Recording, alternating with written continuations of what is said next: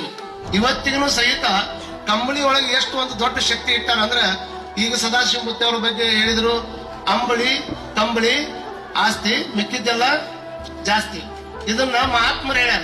ನಾವು ಹಂಗಂತೀವನ್ನ ಇಲ್ಲಿ ಕುಂತವ್ರು ಯಾರ ಅಂಬಲಿ ಕಂಬಳಿ ಅಷ್ಟ ಸಾಕಪ್ಪ, ಉಳ್ಕಿದ್ ಯಾವ್ದು ಬೇಡ ಅಂತೀವ ನಾವು. ಅವ್ರು ಅದಷ್ಟ ಬೇಕು ಉಳ್ಕಿದ್ದೆಲ್ಲ ಜಾಸ್ತಿ ಅಂದಿದ್ದಕ್ಕ ಅವ್ರ ಮಹಾತ್ಮರಾಗ್ಯಾರ. ನಾವು ಯಾರು ಬಿಟ್ಟು ಉಳ್ಕಿದ್ದೆಲ್ಲ ನಮಗ ಬರ್ಲಿ ಅಂದಿದ್ದಕ್ಕೆ ನಾವಿನ್ನು ಬಡವರಾಗೆ ಕುಂತೀವಿ ಅನ್ನುವಂಥದ್ದನ್ನ ನಾವೆಲ್ಲರೂ ತಲೆಗೆ ಇಟ್ಕೊಳ್ಬೇಕಾಗ್ತದೆ. ಹಂಗ ಈ ಕಂಬಳಿ ಎಲ್ಲಾರ ಮನೆಯಾಗ ಅದಾವ, ಎಲ್ಲಾರ ಮನೆಯಾಗ ಅದಾವ ಕಂಬಳಿ. ರೊಕ್ಕ ಕೊಟ್ರೆ ಇನ್ನೂ 10 ಕಂಬಳಿ ತಗೊಂಡ್ಬರಕ್ ಬರ್ತದೆ. ಆದ್ರೆ ಕಡಾದ ಮುತ್ಯನ ಕಂಬಳಿಗೆ ಯಾಕೆ ಬೆಲೆ ಐತೆ ಅಂತಂದ್ರೆ, ಈ ಕಂಬಳಿ ಒಳಗೆ ಎಲ್ಲಾರು ಮಾಡಿರುವಂತ ಭಕ್ತಿ ಇಟ್ಟಿಲ್ಲ ಮುತ್ಯ.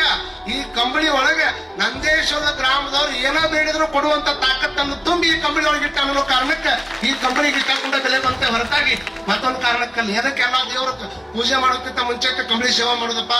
ಈಗ ಅದ್ರೊಳಗೆಲ್ಲ ಹೇಳ್ತಾರ, ಯಾರು ಏನು ಕೇಳಿದ್ರು ಸಹಿತ ಕಲ್ಲಿದ್ದು ಕಲ್ಲು ತಗೊಂಡು ಒಳಗೆ ಹಾಕಿದ್ರೆ, ಮಣ್ಣಿದ್ದು ಮಣ್ಣು ತಗೊಂಡು ಒಳಗೆ ಹಾಕಿ ಕಂಬಳಿ ಅಳಿಗಾಡಿಸಿ ಕೊಟ್ಟು ಬಿಟ್ರೆ ಅವ್ರಿಗೆ ಏನು ತಿನ್ನಾಕ್ ಬೇಕಾಗಿರ್ತಿದ್ವು ಅಂತವೆಲ್ಲ ಈ ಕಂಬಳಿ ಸಿಗ್ತಿದ್ವು ಅಂತಂದ್ರೆ, ಕಂಬಳಿ ಅಲ್ಲಿದು ಇದು ನಂದೇಶ್ವರ ಗ್ರಾಮದ ಧರ್ಮದ ಹೊದಿ ಕೇಳ್ಬೇಕು. ಇದಕ್ಕ ಬರೀ ಕಂಬಳಿ ಅನ್ನ ಅಷ್ಟ ಅನ್ನಂಗಿಲ್ಲ.